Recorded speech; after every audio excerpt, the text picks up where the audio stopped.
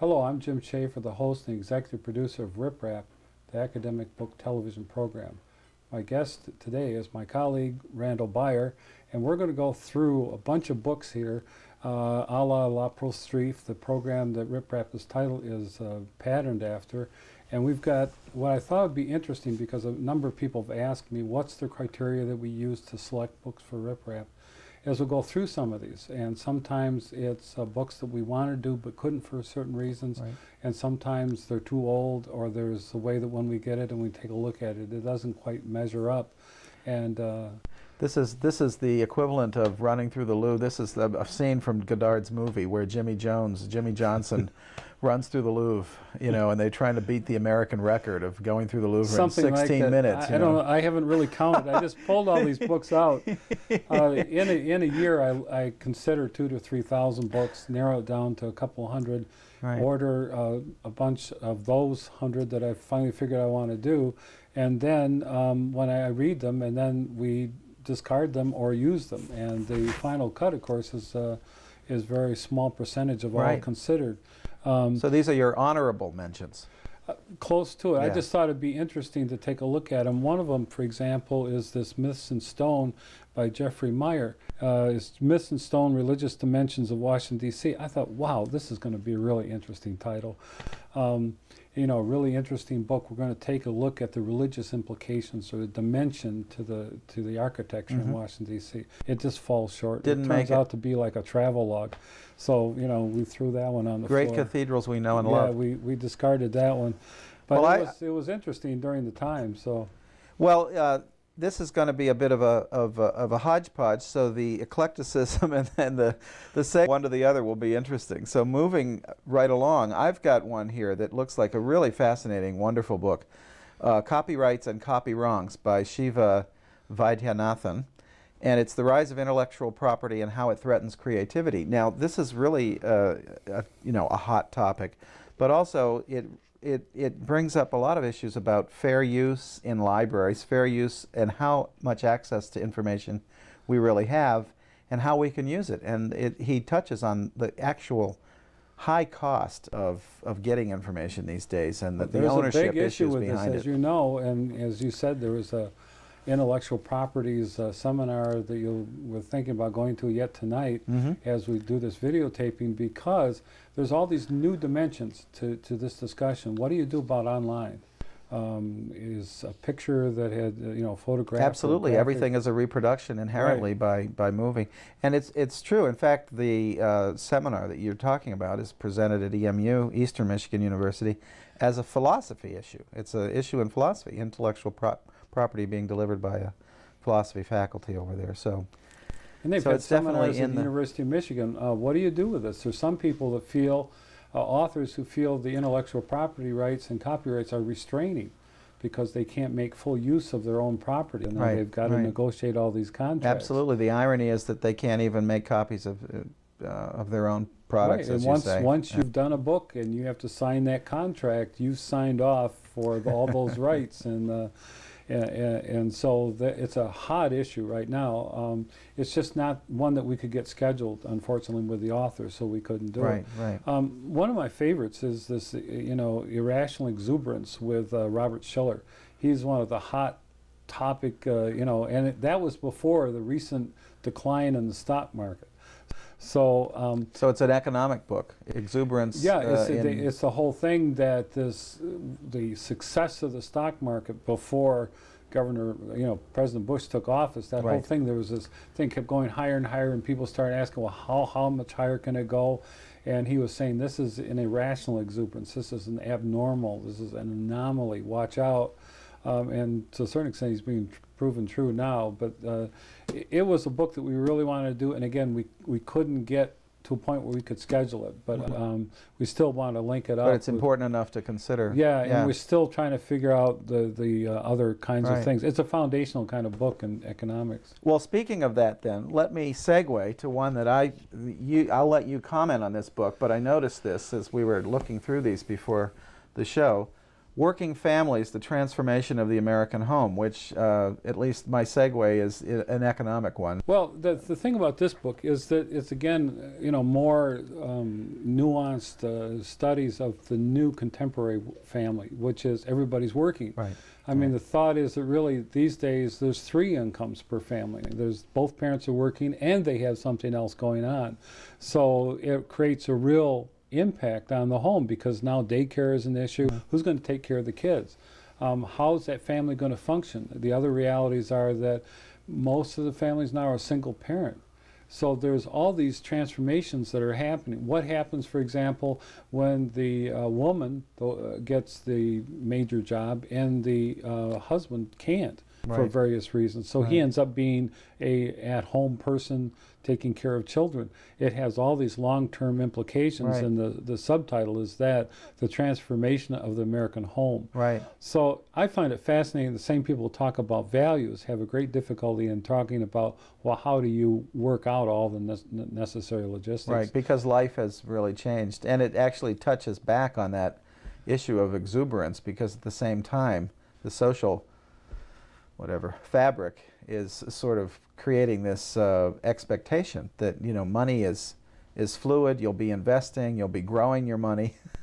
Well, it's underneath almost it like all, a fetish. People are having to work harder and harder and getting To less get- and less because there are all these weren't other savings, associated costs. but Yeah. they had a rising cycle of expectation and wants, and so it was important to have a second house or a bigger house. Now people are cocooning in these huge things around here in this area. There's $1 million houses are not uncommon, and if you go to Los Angeles, they're even larger even and more more so, pretentious. right, So right.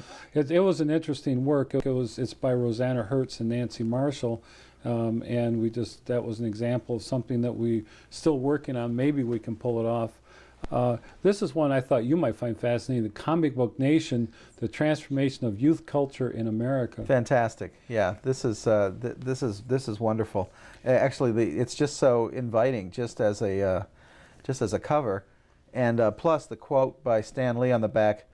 One of the most comprehensive and readable accounts of the pervasive effect that comic books have had upon generations of readers throughout America and indeed the world. I don't know if there's reference to the use of comic books in places like Asia, Europe, Africa, but there certainly must be implications or a Well, bouncing one of back the and interesting forth. things in the what they call the literature, the materials of the culture, is how it's represented to others and to itself. And comics, those kind of cartoon-like kind of things, can be helpful. They can also be very misleading, Right. because it's the imaginary life of that culture. Right. This is quite taking, because there's these different comics that have come to be recognized, and now they're starting to have more and more implications, because there's a lot of people who live, according to this imaginary. And so It's a good definition of the term imaginary, actually. It is an imaginary, yes.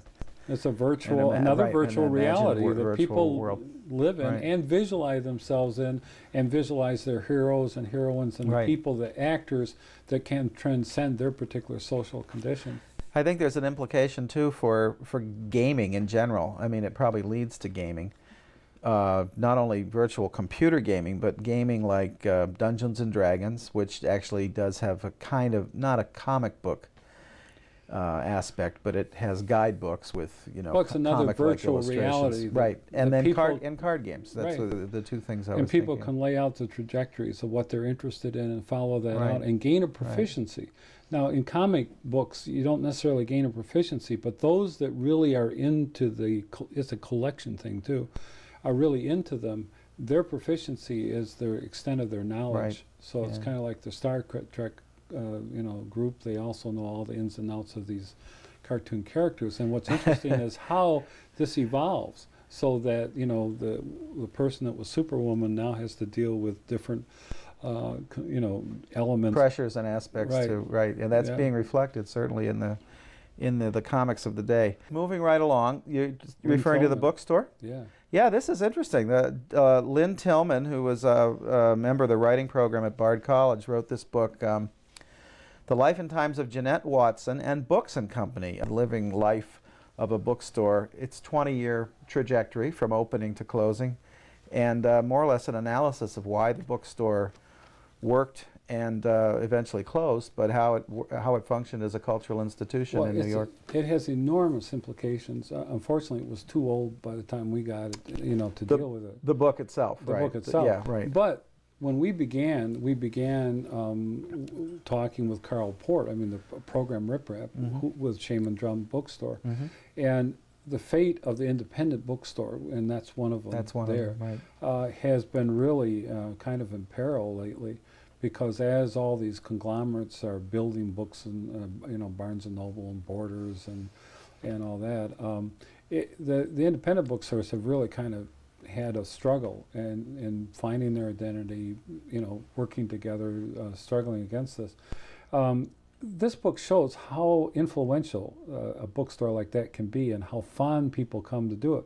It also indicates how hard the people have to work who run it. To really keep it going. Well, right. It's just an enormous task. You got to keep up on the literature, right. The books and what's happening, the whole book scene. You have to take care of your customers, and the customer needs change over time and what their expectations are. And then you're just flat out facing the enormous discounts that the big boys, the big corporations can offer. You can right find off them the anywhere. bat, you can get a 20 or 30% discount. But I'm kind of fond of those bookstores around the country that are independents and keep the fight going. Sure. If you go into one of those stores, they know what you're talking about. And of particular concern for us, of course, is academic books. Right. Those are the people that know what the academic books are and treasure them and have all the different readings. Not to say that the others don't, but they seem to have more of a cachet, and they have a group of people that kind of follow that. We're lucky in this town to have the number of bookstores that we do. Yeah, we now have them on all points of the compass. I think that's kind of it's interesting, and it seems to be thriving. I'm sure some fall by the wayside, but we have mystery bookstore, crime bookstores, gay lesbian bookstore, small press, anthropology. This right book along. here, Watching Rape, is a very serious book. It's film and television and post-feminist culture. It's by Sarah Projansky. I got it because I was quite taken aback by it. She makes the point in it that most people experience rape or learn of it in movies. In movies. Or television. That's how they first come across it, how it's portrayed. Which sort of refers through various, the whole movie is about, was it Thelma or Louise, who had been, well, actually both had been abused in one way or another, but one had been raped. And so they were reacting and trying to survive despite. Right, through that, and various things, that the events that happen in that movie are because of the rapes that had occurred. What's interesting is I've talked to some feminists about this book, and we both are just taken aback when you realize it isn't the actual experience of rape.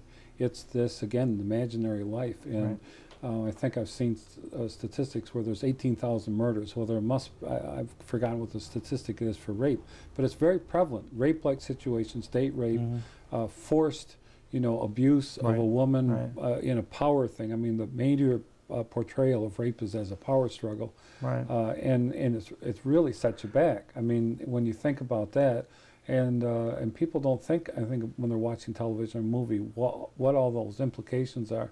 But when you're watching and that becomes a part of your imaginary life, it then becomes the standards that you start thinking about and reacting to.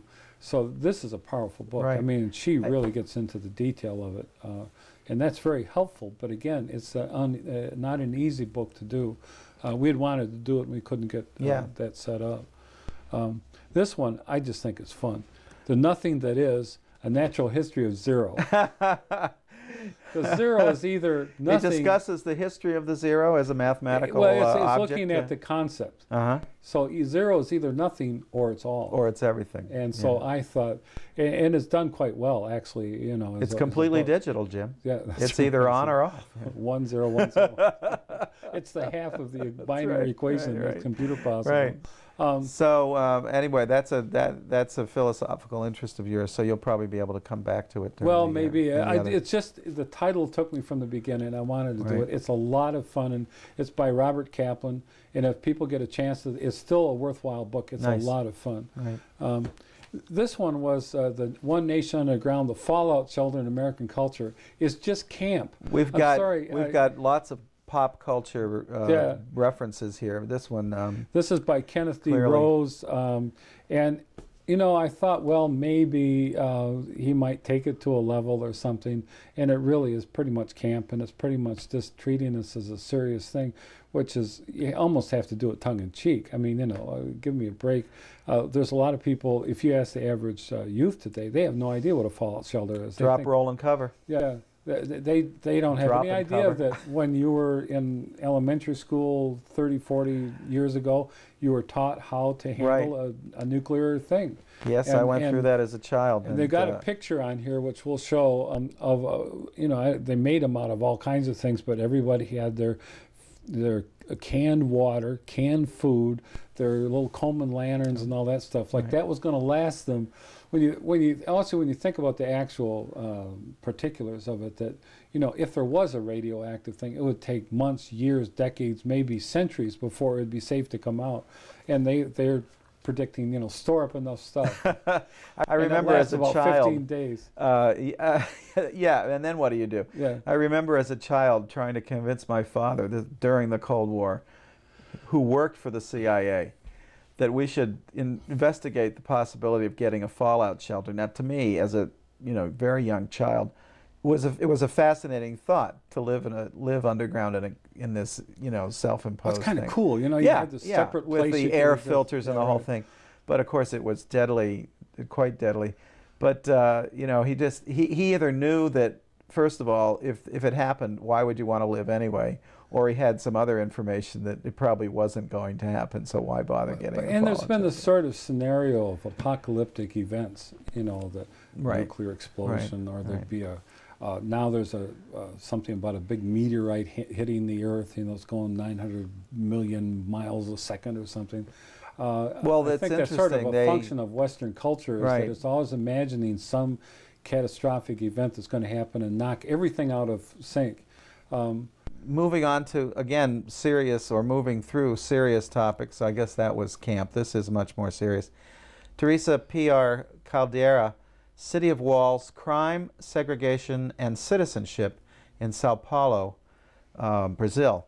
Sort of this street analysis of life in the city from the University of California Press. Very detailed analysis, and it's almost looking at these different elements of community and boundaries, but she's going through a very finely nuanced study of the different elements of it. I really liked it, Right, but again, right. it was one of those things that we couldn't pull it off doing an interview with her because of schedules. Right, but it takes this kind of sociology, demographics, and whatnot to really look at the breakdown of color, race, gender, these issues of segregation. And how they shift back and forth. Right, right. And it takes that kind of statistical sense and really a fine analysis to show how it actually functions. Well, and So- how even within one city, there's different levels, Exactly. different sectors and all that stuff. And Sao Paulo is an example of one of those kind of multicultural opportunities, Right. isn't that what they call it? This one here is one that's really disturbing. And it's mothers who kill their children, understanding the acts of moms, from Susan Smith to the prom mom. If it had just lifted up a little bit more, we could have had a great book out of it, but it's still an intriguing thing. It's by Cheryl Right. L. Meyer and Michelle Obermann. Who is the prom mom? The prom mom was the woman that killed the contestant, I think, for her daughter, who was going to be prom queen. Oh, And I mean, there's all these different, the cheerleader kind of thing, and Right. Where the need or the obsession Right. to attain status is so great. Right. That, but it really, what would be a little more interesting is it's an issue similar to infanticide. In other words, when do these circumstances become so desperate that parents actually kill their children? right. For And they any obviously reason. do. for any reason. And still continue to. And yeah, and there's a tragic situation here in Detroit area, not far from where we're videotaping this, and of the family that the 4 children ended up dead. They drove right off into the water, and the kids drowned. What on earth, happened with that?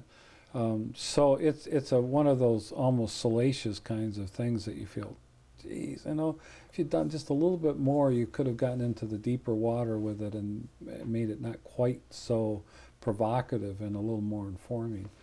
This one is outside the lines. African Americans, the integration of the National Football League. Amazing.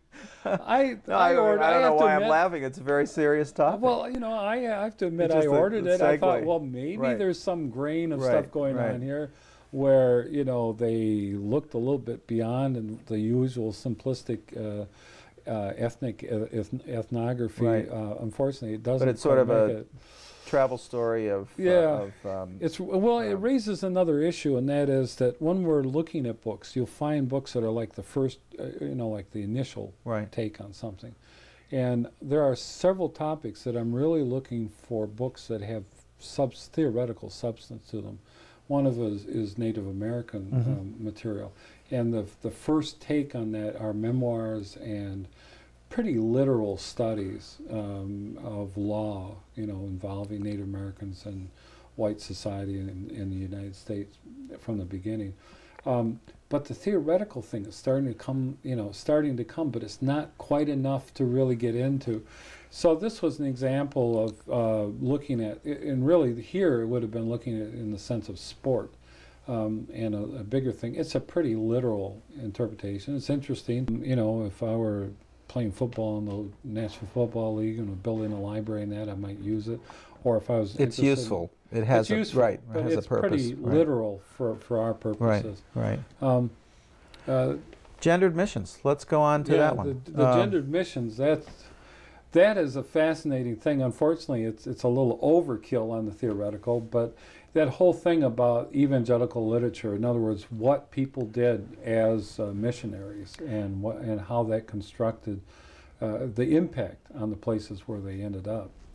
This is Women and Men in Missionary Discourse and Practice by Mary Taylor Huber and Nancy C. Lutkenhaus, editors. This actually, I have to comment on the title. This is a very popular a style in titleship, I guess is the way to put this. 2 words that have a kind of interplay. I think of Cornel West with his Race Matters, and There's an old gendered joke now that you got to get race or sex or race or gender, ethnic or gender right, or right, something. in there. You have to get one of those words Right. in there for it. That's to, right. In order for it to capture work, people's- for it to be appealing. to be a right. hot button topic. So in this case, we have missions, which are gendered, and also literally the missions from the missionary practice. So. Well, this was an example of where occasionally I'll do edited volumes. We're primarily interested in monographs. Right, right. But where I feel that an edited volume addresses an issue in a significant way, we have used those. The difficulty is we have to interview somebody. And in this instance, it seemed pretty They were dispersed. everywhere, right. And so, Right. and also, as I said, it was kind of done in its theoretical thing. So the editors probably would have done very well, except they wouldn't really have gotten the grain, the fine-tuned arguments of it. And it like opened it up and is very aware of how to posture, but there wasn't as much substance there as what I was hoping for. I'm struck by how many books will come through your purview for this TV show, this riprap. I mean, you really don't have a strict definition of which one falls. You'll take sport, you'll take pop culture, you'll take very serious economic analyses. If really depends. In fact, that's the hallmark of our program. It's this eclectic thing. I look at, I do look at a wide range. We've gone everything from medicine to law to sport to poetry. We've got a poetry one in here. Right, that's coming up. On poet. But the thing is that I deliberately, I should go over what the criteria are that I do use. Yeah, I was interested in hearing that. It needs to be the cutting edge theory in whatever area that it's in, and you can tell those a mile away. Or as you can see, I've gotten shellacked a little bit. Right. Well, you talked with Susan Douglas this year. That was Yeah. one theory, impact of radio and communication. We look for the latest in theory. I also take into account that there's a certain timing, that if I've talked about one subject, I'll have to then wait for a while before I Right. talk about Right. that again. Right. When we talked with Robert Haas, the poet laureate, about poetry, I didn't feel I could talk about poetry for a while, because I mean that's like a definitive major performance. And I also like to do things that tweak people's idea of what academic literature is. I happen to think academic literature is just wonderful. I think that's where all the action really is in terms of nonfiction, the expository literature. It has that depth, and we don't have people coming through who are gurus of better sex, better health, better plane of golf or something like that. It takes Right. significant How issues. Zocor can make you peaceful and happy. Right. Right. It's taking issues and looking and talking about them with people who have studied them Yes, in depth. deeply. And deep, that's yeah. their life. This one is the one that just is a gem. Yeah, I love the title of this book. That's Absolutely right. exquisite. Elmer Bischoff, the The ethics, Ethics of Paint. It is a marvelous book. I love the guy's painting. It's also beautifully, beautifully illustrated. And it's one of the things, again, that academic literature can do and academic presses can do. Mm-hmm. They can take what was essentially a regional figure in San Francisco, and by exploring his aesthetic and exploring why he did what he did, and reproducing it so well in 4-color illustrations, they can give you a major insight. And we would have loved to done this interview, and I still have hope we maybe will do it. But the author's in California, Yeah. and so it's a major thing to try to schedule it. Right. But it is a wonderful book, and I love the guy's painting. It's sort of impressionistic. I don't know. A modern. There's that whole movement that was in the. There's all Bay kinds Area of at that time. ramifications of de Kooning, Edward Hopper, lots of And I think this is similar, a guy who really is a major American painter yeah, who it's simply really- was not given much attention. right. And this book deservedly explores that and lifts it up out of what was a regional setting. So, and then the whole point about ethics of paint and the whole thing about that an artist can really explore something and lift it up and, do something with the art more than just painting postcards or something like that. Well, we've gone through a pile of books. We have. It gives an idea, though, of the kinds of things we look at and what we can do and what we're sorting through on the way. Well, I was glad to be here. This was a lot of fun. Thank you for being on Rip Rap. You're welcome.